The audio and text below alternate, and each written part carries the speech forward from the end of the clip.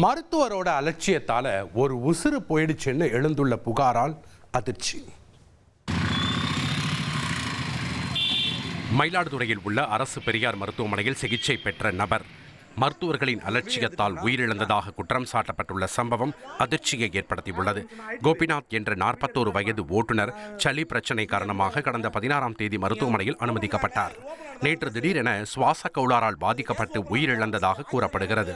செயற்கை சுவாசம் சரியாக வழங்கப்படாததே உயிரிழப்புக்கு காரணம் என உறவினர்கள் குற்றம் சாட்டுகின்றனர்.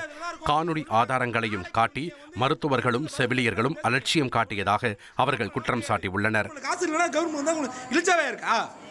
ஒரு உயிர் போனா எப்படி இருக்கும் உங்களுக்கு?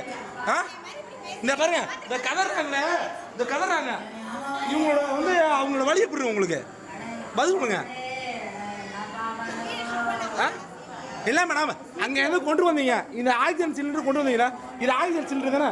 இது எப்படி ஆக்சிஜன் எப்படி இல்லாமல் வந்துச்சு? இந்த ஒர்க்கு ஓப்பன் பண்ணுறாங்க, அப்படியே ஜீரோவிலே இருக்கு.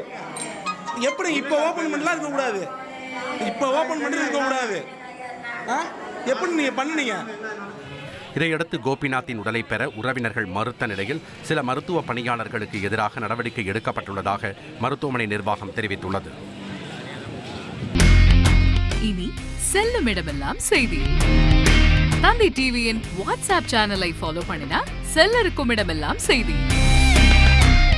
இதோ QR கோட் இப்பவே ஸ்கேன் பண்ணுங்க, ஃபாலோ பண்ணுங்க.